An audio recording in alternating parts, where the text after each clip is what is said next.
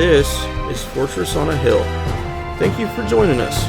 I'm Henry. And I'm Danny. Now, let's get started.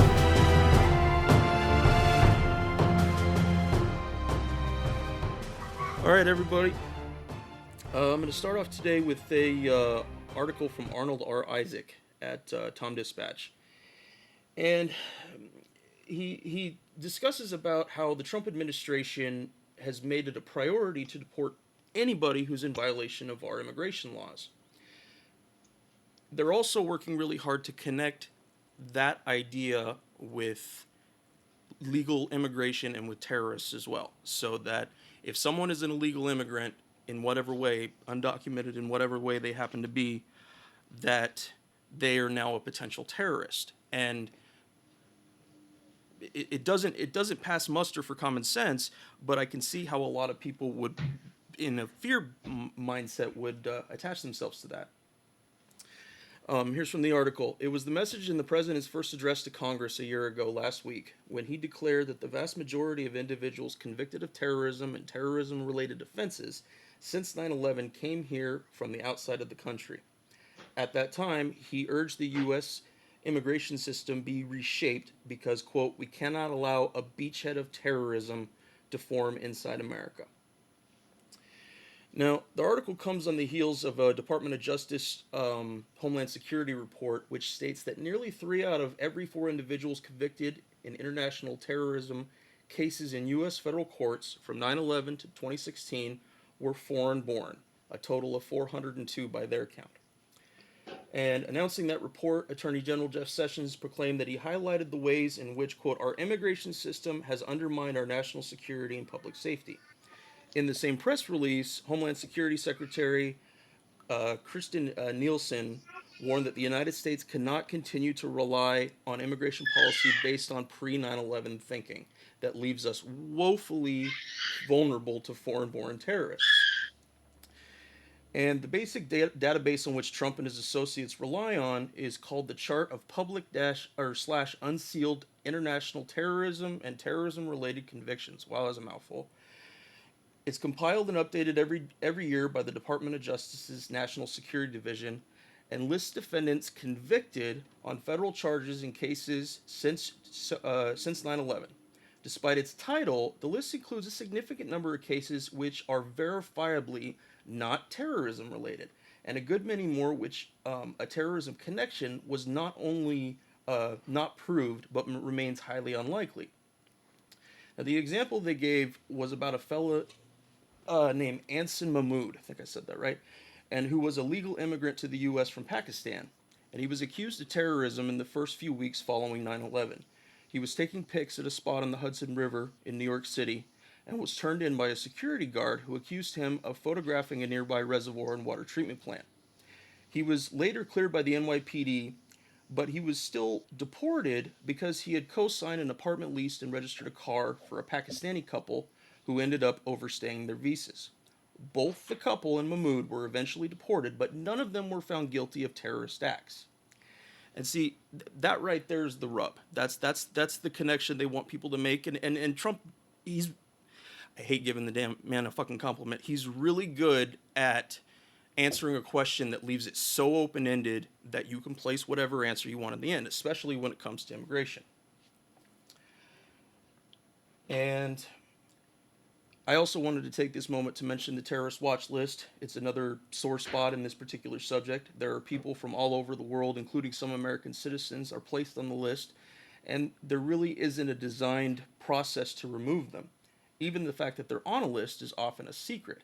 Travel, financial matters, moving to and from a foreign country, all these items are deeply affected by being placed on one of these lists. You know, this article is really interesting to me because the quote that jumps out is when you said, or when Trump said that we can't allow a beachhead for terrorism. That's the big lie, isn't it? The big lie is that there's a direct connection between immigration policy and terrorism. Yes. That somehow we're supposed to think that if only we built a big enough wall, if only we deported enough people, if only ICE had billions of more dollars, that the problem of terrorism would disappear. Of course, the problem with that is that you are far more likely to be shot by a toddler in your own home than you are to be killed in a terrorist attack. And among terrorist attacks, you're more likely to be killed by a right wing white male citizen Yep. than you are an Islamist or someone with any affiliation to the religion of Islam. But the only terrorism that counts in the hands of the political right, in the hands of the alarmist administration of Donald Trump, is the brown Muslim variety. Yep. I mean, in fact, that's how we label terrorism, right? Because when the guy in Vegas unloaded on up to 500 people in a concert, that's not terrorism. That's mental illness, we say. A disturbed individual. Yeah. Right. He's a disturbed individual. Now, if one person had died, but the shooter or the bomber was a Muslim, we would talk about it for weeks and we would come up with new ways to protect America from terrorism. We might even have to invade a new country. Yep. One other thing you said that jumped out at me was this problem of entrapment. You see, you mentioned how everyone got deported in the case with the Pakistanis and co-signing a loan. Right. What's not mentioned in most articles is many of the cases that the FBI lists where they supposedly stopped a threat in progress are more cases of entrapment than they are actual terrorist incidents. There's a very famous case in Newburgh, New York, which is just north of New York City and near West Point, where I went to school and where I taught. And in many of these cases, the FBI uses either undercover agents or FBI paid informants to actually encourage these either immigrants or disgruntled citizens or disgruntled Muslims. They actually give them the idea for the plan. Now, of course, that's not allowed. That's entrapment, but it happens all the time. And it's really difficult to prove because who has more credibility in a court of law? An FBI agent who's discussing his case or, the perpetrators of an alleged terrorist attack? Exactly.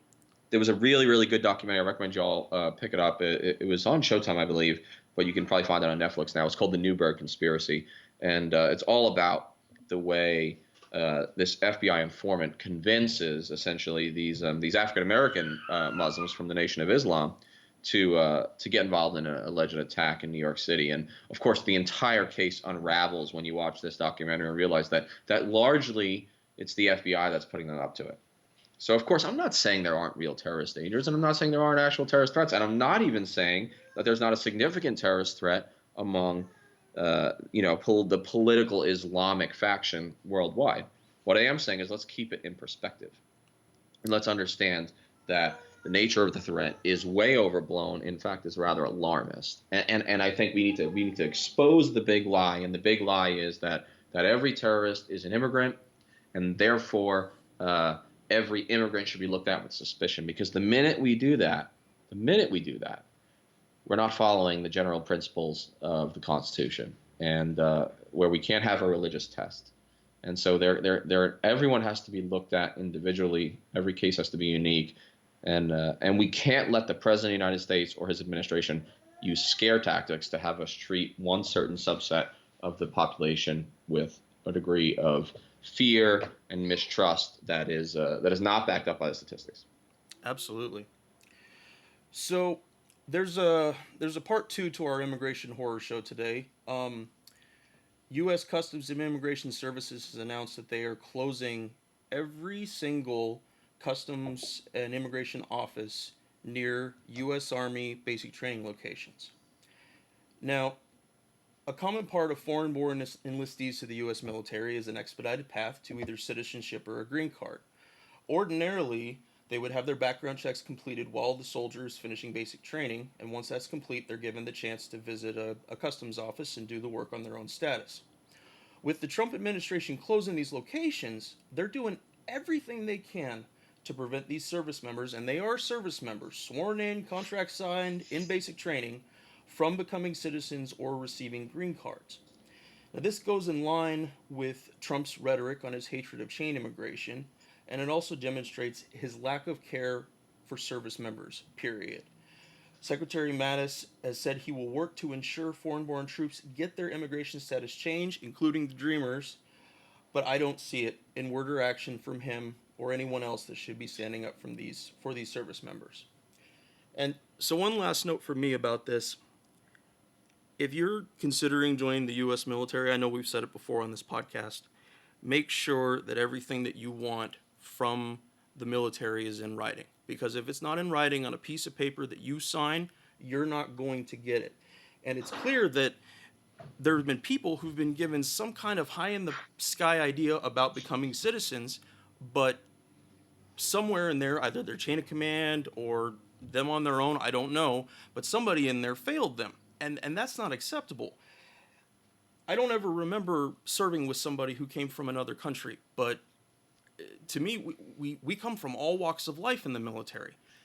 Certainly, if there's a language barrier, it might be a little hard, but other than that, we want good troops. We want people that are going to be loyal and faithful and do a good job for the military. It doesn't matter to us where they come from because we all come from somewhere and it's all different. The problem with recruiting is it's a numbers game. And so once you've signed the dotted line, the recruiter is generally on to the next guy. That's not to say that recruiters are evil people. It's the nature of the assembly line business that they're in. I mean, they have quotas. And so you have to be very careful that anything you want from the military, like you said, is in writing before you sign. Absolutely. Before your contract is finalized.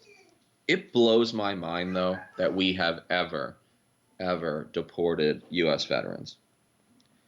It's mind-blowing. And something people should understand is, do you know where one of the most highly successful recruiting stations is? It's in American Samoa. Because in places like Puerto Rico, in places like Samoa, in places like Guam, the enlistment rates, now they're citizens, although they can't vote in presidential elections because they live in the territories. But what I'm saying is, many times people from the territories, or in many cases even from foreign countries, are as patriotic or even more likely to sign up for the military and put their lives on the line. Yep. I had a soldier killed under my command in Afghanistan who was not yet a citizen. If Americans understood that, if they understood that people were dying for this country who weren't yet citizens, I think they'd have to think long and hard about whether any veteran should ever be in line for being deported. We talk about the 800,000 dreamers. Some of those dreamers are teachers, some of them are social workers, but a lot of them are soldiers. They don't know any other country, and so it's just as normal for them to go see the recruiter at age 18 as it is somebody who was born in Peoria, Illinois, because they may have been here, the immigrant, since they were 2 years old. And I don't like the word illegal, because I think that when you use the word illegal immigrant, it puts a value judgment on the term. It gives it a negative connotation. The reality is they're undocumented Americans. Yes. Because they don't know any other country, and we can't hold the child who was brought here at age 2, 4, 6, 8 responsible. We don't hold them responsible in a court of law. Yep. So how in the world can we hold them responsible for crossing the border? There needs to be an expedited path. I know there already often is, but it needs to be codified and it needs to be followed to a T for veterans or enlistees who are undocumented to become citizens, because that process should be so fast. And the fact that there are any flaws in the system, it's embarrassing. It's embarrassing for us as a country. There is I can't think of his name right now. There's an E7 who he's a veteran now. Working as a defense contractor, and his wife was slotted for deportation under some of the new Trump administration regulations, and they were able to get it so she could stay, but she's white. Right. And the whole article, I need to do a whole segment, and I'm sorry I don't have it in front of me right now, guys, but the whole article about that, it really showed the difference there as far as how far the government's willing to go for the people they believe are most deserving and who they're going to leave behind. It dumbfounds me that our president and our executive branch have that much power to make that many changes and make them that quickly, but that is the nature of our government. I think I'm... Well, go. Just one more point on that. Okay, Who do soldiers marry? Soldiers marry Koreans because we have had soldiers in Korea since 1950. Yep. They marry Germans because we've been occupying Germany since 1945. They marry Japanese on Okinawa. Especially the Caucasian immigrants who soldiers marry, they're seen as no threat whatsoever. Because the reality is there are classes of immigrants Yes. in the mind of the alarmists on the right. Top tier, like President Trump said, people from Norway, people from Northern Europe, Yep. white Christians. They're not to be feared. Next best, probably Asian, right? Okay, we think, oh, Asian, they tend to be very successful when they come over here. A lot of that is stereotypical anyway. Yeah. But they're not considered a major threat because Asians don't commit terrorism in the minds of these people who associate Islam. The worst thing you could be is brown, right? Because if you're a Mexican immigrant, the president wants us to believe you're an MS-13. Yep, exactly. Even if 0.001% of immigrants are in MS-13. And if you're, the worst thing you could be is an Arab or a Muslim, because the assumption is you're a terrorist. I just told you, and I wrote an article in Truthdig about how toddlers with guns are more likely to be killing you than a terrorist. And even if you are unlucky enough to be killed by a terrorist, which is about a 1 in 3.6 million chance, it's more likely it's a white Christian who did it. And yet we allow ourselves to be fooled into these racialized stereotypes of immigrants and the threat that they provide. And we have got to break it. We have got to be intellectually mature enough to get past the race, to get past the religion, and look at things empirically.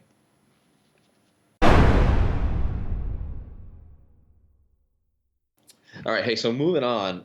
This is a brief article I want to talk about. It's called A Requiem for Vietnam. It's from the American Conservative, and it's posted by Andrew Bacevich. I had the pleasure of meeting Colonel retired Bacevich just this week. On this past Monday, March 5th, I was on a conference with him. He was the chair of the panel, and he asked questions, and we were basically doing a retrospective on the war on terror. And there were 4 veterans on the panel, all of which are also authors and or work for think tanks or teach. And we just discussed the problems with the war on terror, or what used to be called the war on terror. Before I went to the conference, though, I printed out this article on Vietnam by Bacevich. Now, Bacevich is a 1969 grad of West Point, served with armored cavalry units in 1970 to 71 in Vietnam. What's interesting about him is that he has been a critic of the war in Iraq and Afghanistan since the outset of those wars. That is rare for a military veteran, especially of his era. He's been remarkably consistent on that. And then his own son was killed in Iraq in 2007, and he received hate mail from people who said that in some ways he was complicit in his son's death because he was anti-war. This is a guy who's been through a lot. I will say that his personality is remarkably warm and humble, and he's just a great guy to know, and I was really thankful to know him. But this article looks back at his war, looks back at Vietnam. But he's always looking forward. And so what he did here is he looked at a June 1975 issue of the New York Review of Books, and they did like a symposium called A Requiem for Vietnam, where they got like the brightest philosophers and politicians and novelists from the era to say a little something about what they thought the Vietnam War meant. This is 2 months after Saigon fell, 2 months after the war was finally lost by the United States. And Bacevich knows what he's doing, because the quotes he picked to highlight could just as easily apply to the war in Iraq or the war in Afghanistan. I'm just going to read you a few, and I'm going to tell you what I think. Bacevich starts out by saying that the essays in this symposium were interesting back in 1975, and he says they could serve as a stand-in for a similar symposium, which we might call The Meaning of Iraq and Afghanistan, and he thinks that's unlikely to see the light of day anytime soon. Now, I think we did something similar on Monday for Harper's Magazine. Check out the June edition, and you'll see the transcript, some of which is brilliant words from yours truly. Probably not. But let's take a look at just 4 of the quotes from journalists, historians, authors, scholars about the Vietnam War, and ask ourselves if the same quote couldn't apply to the wars in Iraq and Afghanistan as we look at those in a retrospective. Gary Wills was a journalist and a historian back in the 1970s, and he said, because we concentrate on ourselves, the result of Vietnam will probably be that we will have to search for some new place to prove our toughness. That's interesting to me. We lose a war in Vietnam, instead of it making us more humble, more careful about intervention in foreign societies, Gary Wills thinks, in fact, we're going to go around the world looking for places to prove that we are tough. I think that's been the case in Iraq and Afghanistan as well. Quite frankly, those wars have been rather indecisive. They haven't turned out the way we hoped, and yet we've gone even further afield into North Africa, into other parts of the Middle East, trying to prove that we are still the greatest military in the world, which we are, and that we can defeat terrorism. Rather than having a more humble approach, which would be appropriate, in my opinion, we look to expand our wars. Susan Sontag, who was a social critic, pretty famous at the time, she said, "We," in quotes, in the anti-war movement, this is the Vietnam anti-war movement, affected public opinion, but we weren't able to affect the use of power or damage the spectacular consensus for continuing a surrogate war without American deaths. I wish there was an anti-war movement that was as strong as it was in Vietnam. But what she's saying is even that anti-war movement, of which we have nothing similar today because there's no longer a draft, she says we couldn't really stop the war. You know, we affected public opinion, but we couldn't really stop what remained an electoral consensus for war. And I would argue that's true today, that even if we did have an anti-war movement, which I wish we did, Democrats and Republicans essentially agree on one thing, which is they have to be tough on foreign policy. And a surprising amount of Americans, and a surprising amount of their representatives and senators, continue to vote for illegal foreign wars without updating the authorizations for military force or actually declaring war. Chuck Schumer is the minority leader in the Senate. He's a Democrat. Trump would have you believe he's such a liberal. Guess what, guys? He voted for the Iraq War. Mitch McConnell, the evil, hard right villain of left-wing feelings, well, he voted for the war too. So where's the political party that's anti-war? The mainstream leaders of both parties were in favor of the Iraq War and in favor of continuing indefinite war on our current authorizations. Christopher Lasch, who was an historian and social critic, he said back in 1975 that on the one hand, American policymakers exaggerated their own capacity to control events, while on the other hand, they worried excessively about the American image abroad, as they themselves were not quite sure if they were as tough and big as they pretended to be. And this gets back to insecurity. Insecurity is like the original sin of all men and women, but specifically in a culture of masculinity, there's an enormous amount of insecurity. I truly believe that human nature is reflected in government activities, in foreign policy abroad. In some sense, the government or the military or the policymakers at the top really are just a reflection of the flaws in human nature. Too often we bomb places or we send troops places because we're actually insecure about how powerful we are or aren't, because we actually doubt our ability to change societies with our military. We feel like we have to prove something abroad. The war on terror, in one sense, has been one big campaign of revenge. Problem is, we haven't gotten revenge against the people who actually perpetrated 9/11. 15 Saudis perpetrated 9/11 out of 19 total hijackers. We didn't bomb Riyadh. We bombed Baghdad, where there were 0 hijackers. I would argue we've created probably 10 times as many terrorists as we've killed. I want to end on this final one. George Kennan, diplomat and historian. He wrote in 1975 that the lessons of Vietnam are plain and few. Not to be hypnotized by the word communism and not to mess in other people's civil wars where there is no substantial American strategic interest at stake. Here's what I want you to do, folks. I want you to take that word communism and I want you to insert terrorism, and let's read it again. The lessons of, instead of Vietnam, we're going to say the lessons of Iraq and Afghanistan are few and plain.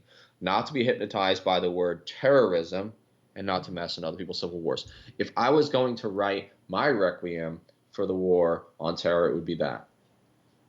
You can't call everything you don't like terrorism in order to give yourself an excuse to invade that country or bomb that country. And one should be very, very careful about getting involved in other people's civil wars. It rarely turns out well. And here's a quick prediction. And if I'm wrong, guys, email me. If I'm wrong, troll me on Twitter and in the comment section of my articles. Don't worry, you'll be in good company. I'm attacked regularly. And tell me I'm wrong. But here's a prediction. Every one of the civil wars that we are currently involved in the Middle East, Syria and Yemen are the two that stand out most. Neither of those is going to turn out in a positive way for American interests. And neither of those civil wars is going to make us any safer. So that's the last thing I want to say about that article. Basovich does something brilliant here. He brings us back to Vietnam. He shows us what people said about Vietnam right after it ended. And I think he shows us that almost every one of those summaries could apply to the wars today. And that's scary because it makes me think we haven't learned very much from our past mistakes in history, i.e. the Vietnam War. Oh, we haven't. Listening to you reminded me of a bit by George Carlin that was around the time of, I'd say 95 or so. And he was talking about all the rhetoric around us departing Vietnam and that we pulled out, and that as a man you can't pull out. Okay, and so in going into Iraq in '91, he said that he quoted Bush, and he said, "This time we're not going to pull out. This time we're going to go all the way." And yeah, it's grade school type stuff, but it does reflect the intentions of a person, because if you can't articulate well enough the reasons for doing it, and then you just downgrade to feelings, how people feel about it, then you're at a whole different set of requirements for foreign intervention. But no, you and I saw it in the military. The masculinity, masculinity on hypersteroids, more like it. But the nature of that, and that it drives people to do things that they wouldn't otherwise do. But the key is that can they dissect it down enough into simple things? We're taking these people to this country and we're going to fight. And then the result? No, we didn't get our result. It's that simple. It's not, but when it's put on to feelings, when Trump says something about, that our respect in the world, our us being on the world stage, that people laugh at us and stuff. Well, people laugh at us because of our militarism, not because we're dealing with masculinity and don't know how to deal with it as a nation.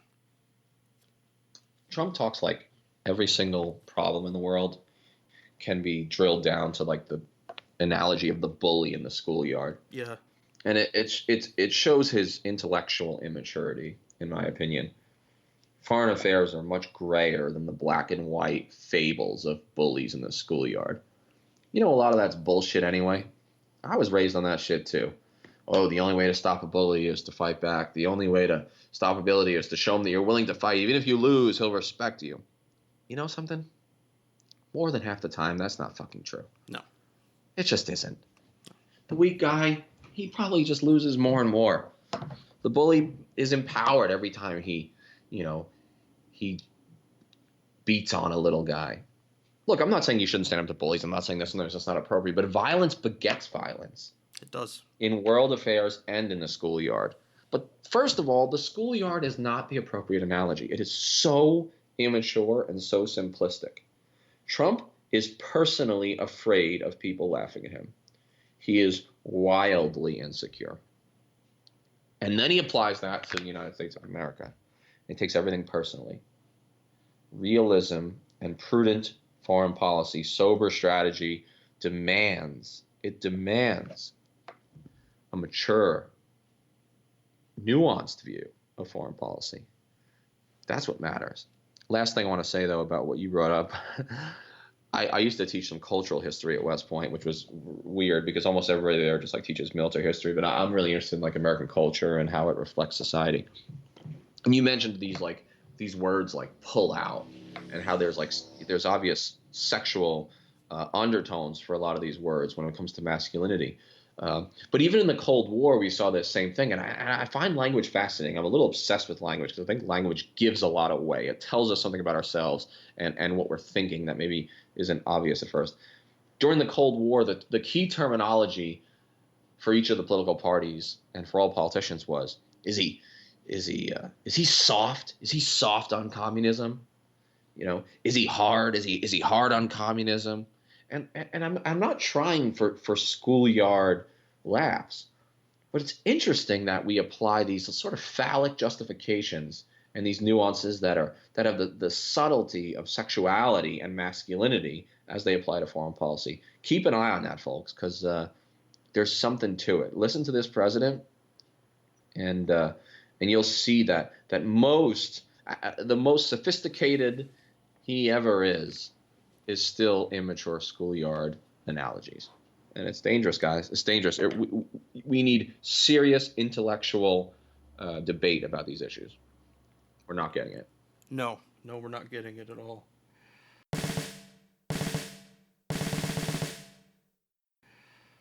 All right, now guys, we're gonna go back to Niger for a little bit. For those who might not be initiated with the story, back in October of this year, there was 4 American Special Forces troops, three Green Berets and a mechanic, were killed in Niger.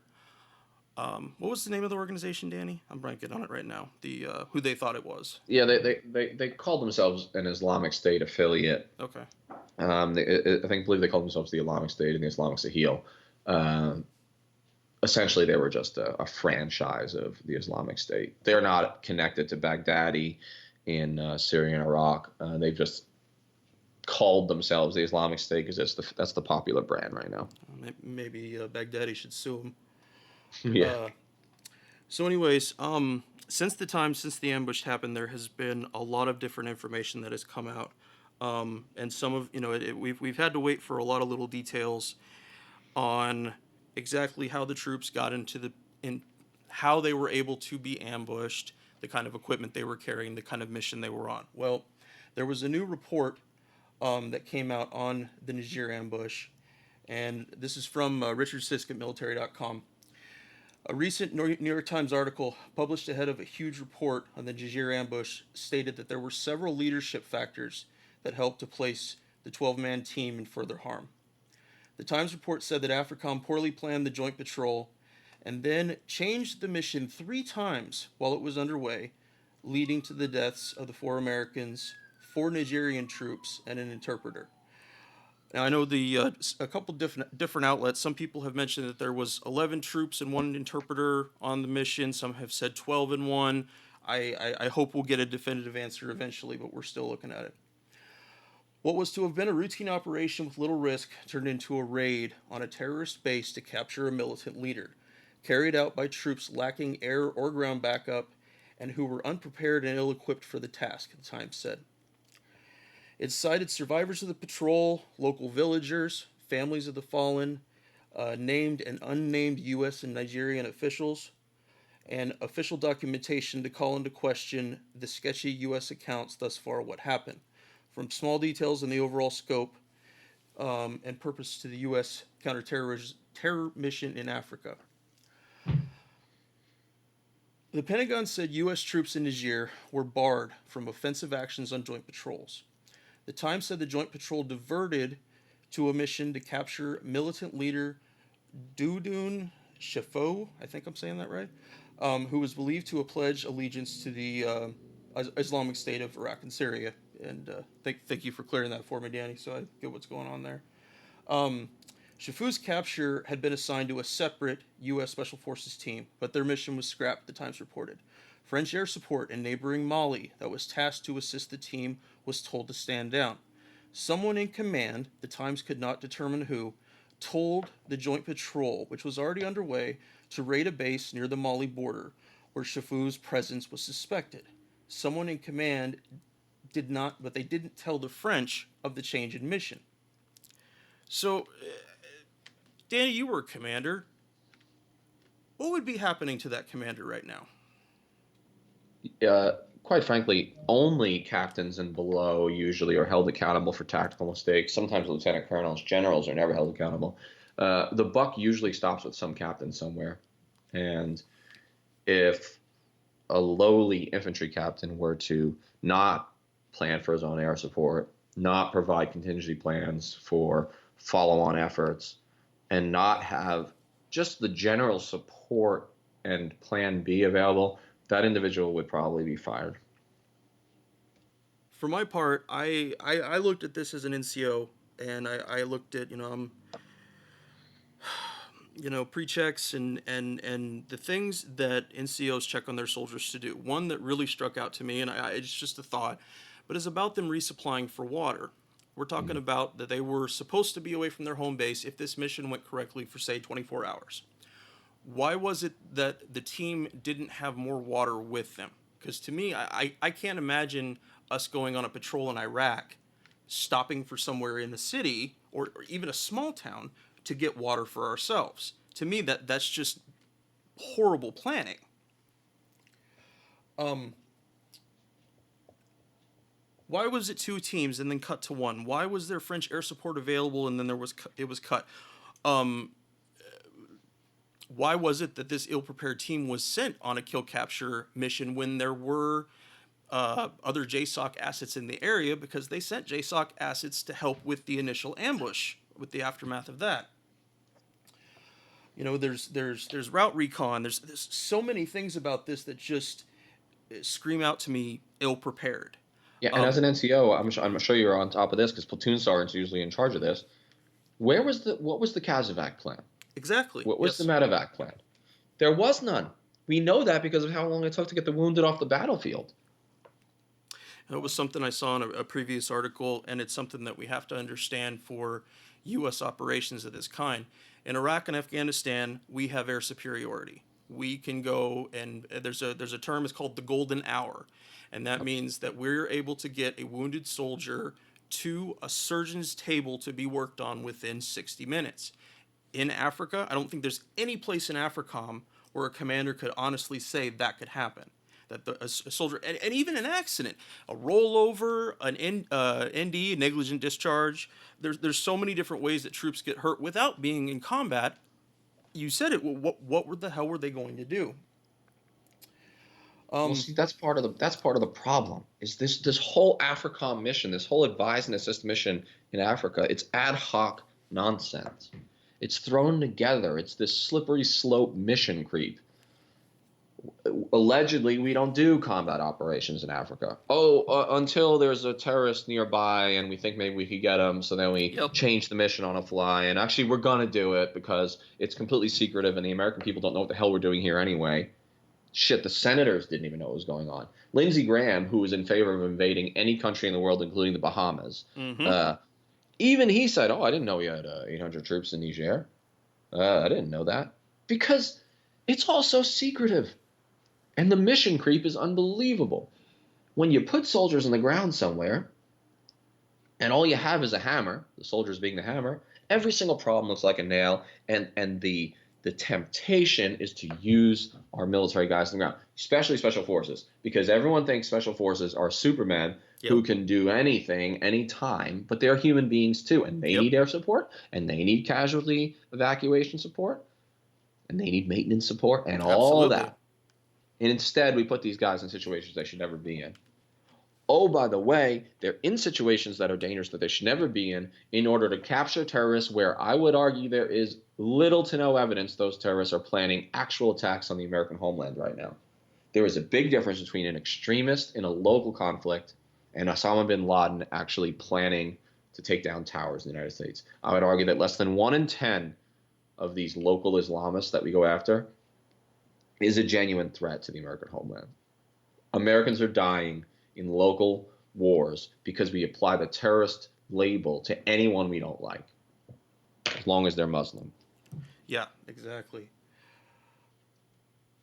Um, there was I don't know if I have it up in the show notes. I'll make sure it's in there before the episode goes out. But there was another article that came out 5 or 6 days ago about Nigerian reporters being invited onto the new drone base that's there in I Niamey. get, And yeah, I number one, no American journalists were allowed on there. And when American journalists did ask about the possibility of going on the base, they were just told flat out no. But the Nigerian authorities there were welcomed onto the base. But at the end of the article, the people that they asked, the local villagers, they still don't. There still is no understanding on their part as to why we're there and why we need this huge 800 personnel armed drone base in this spot. Now we know why the U.S. has it, but for them, it doesn't. The article didn't make it sound like it translated to jobs as far as contracting or building anything.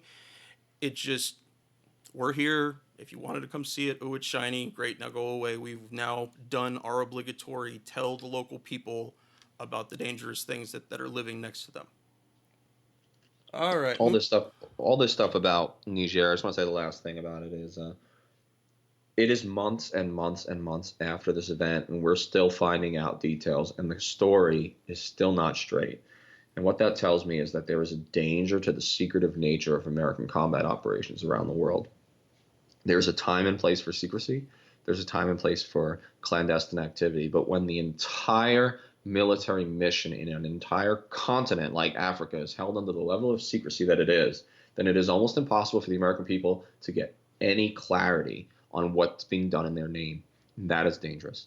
That is dangerous. And it would scare the shit out of our founding fathers who feared the military and feared standing armies having too much power and subverting the republic. This is dangerous stuff, guys, and you have to pay attention to it. The very fact that we don't know the full story of this one minor battle tells us that the entire secrecy regime of AFRICOM is problematic.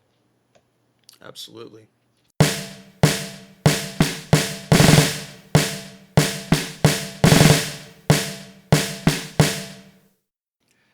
All right, moving along here. I got an article from TruthDig by Juan Cole on Iraq reconstruction. Um, my two tours in Iraq, I didn't see a lot of big bombing runs or anything like that, but I saw a lot of the aftermath. The huge holes in buildings, entire homes collapsed on themselves. And I told myself that at some point we were going to work on this more so than we have. And we're not. We're not really helping with reconstruction. During a recent conference in Kuwait designed to bring in funds for reconstruction in Iraq, the U.S. committed exactly $0 to assist in the reconstruction.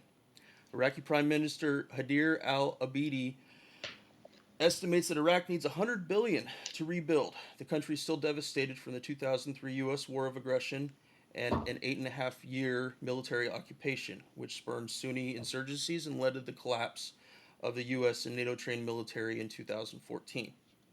The past 3.5 years have been spent attempting to recover the Sunni Arab areas of the country from ISIS, which involve destroying most Sunni Arab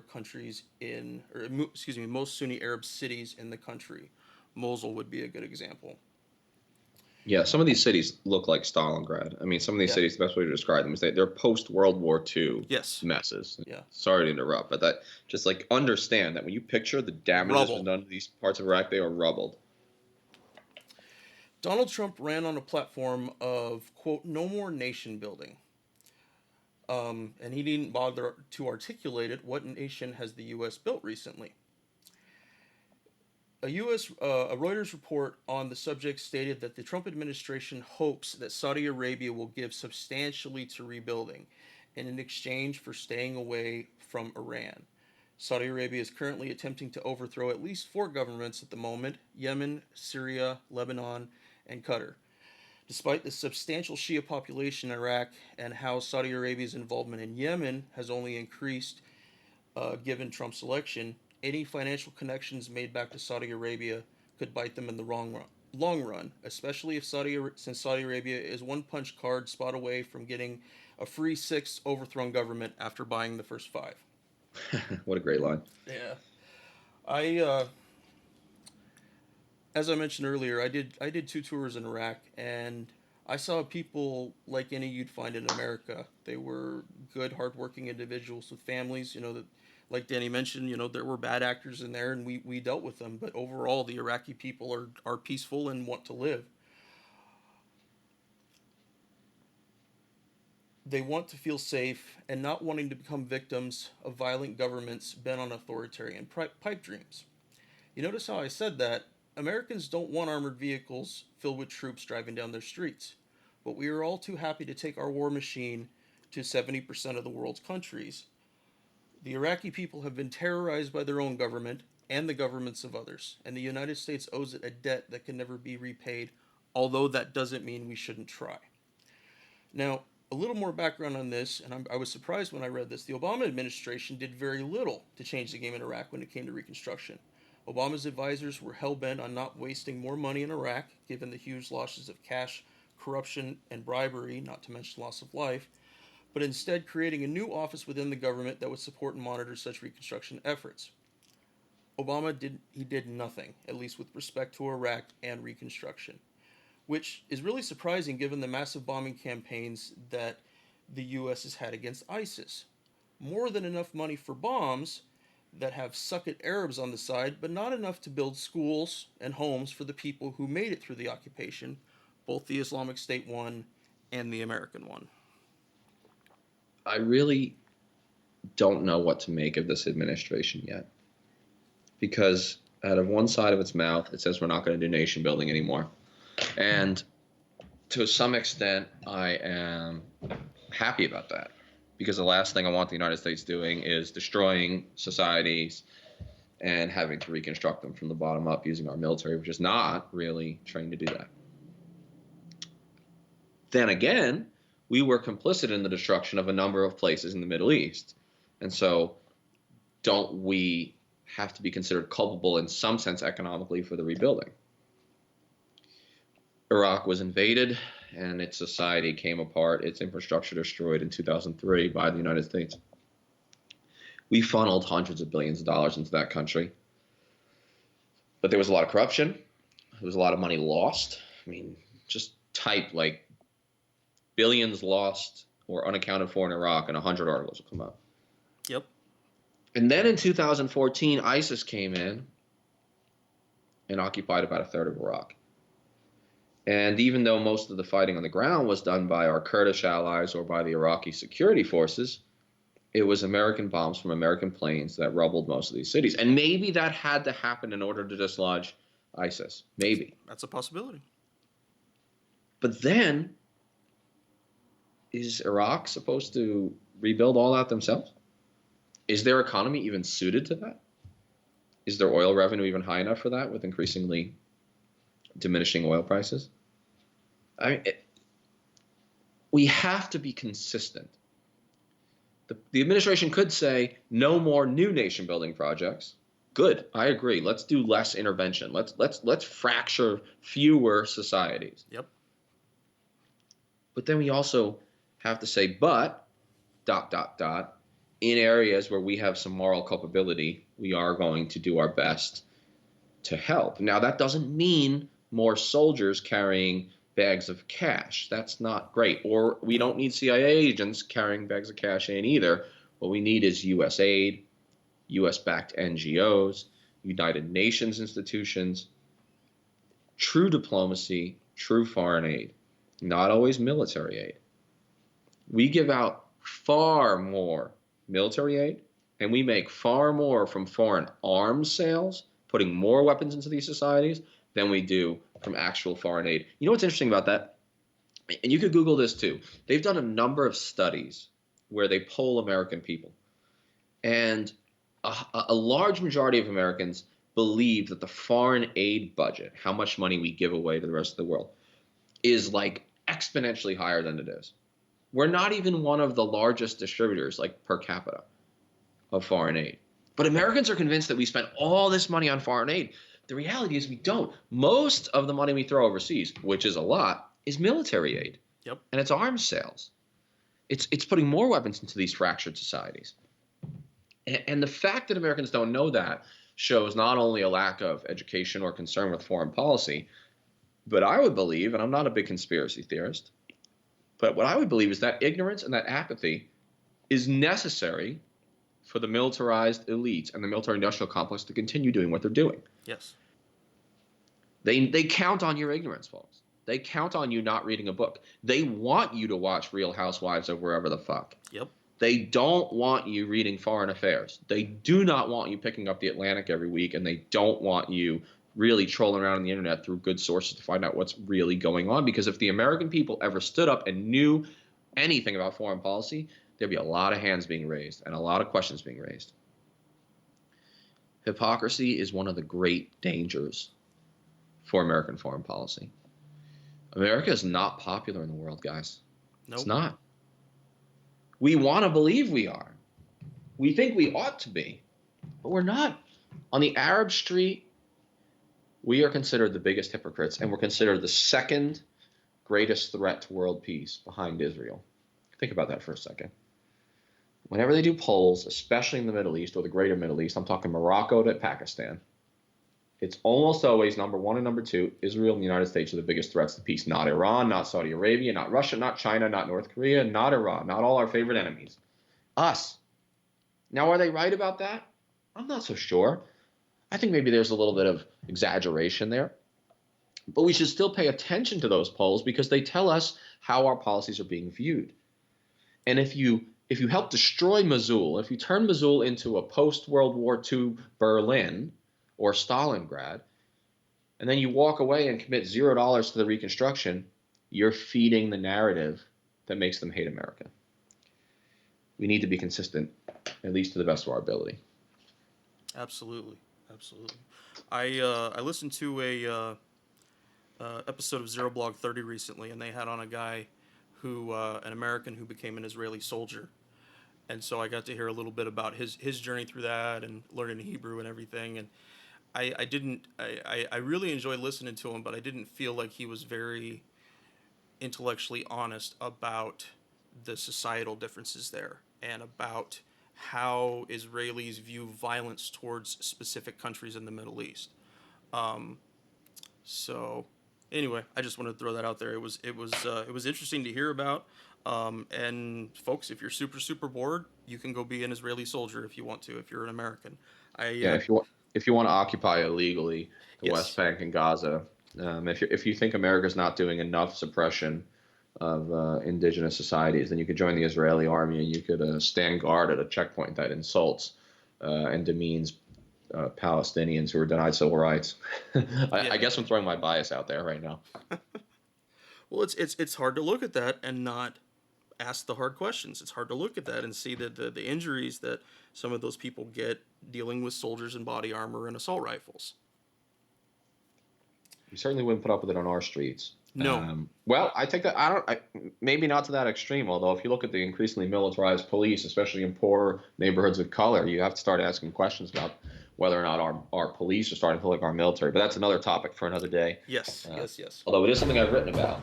Google my name and The Empire Comes Home, and I wrote an article about that. But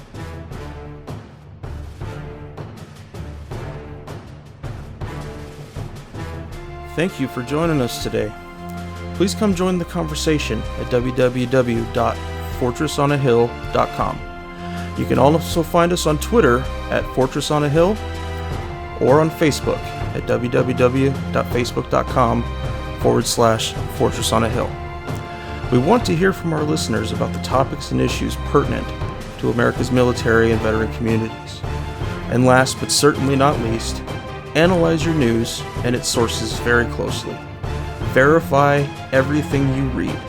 And remember that no one, no matter how powerful, are above criticism, especially those with the power to send others into harm's way. We'll see you next time.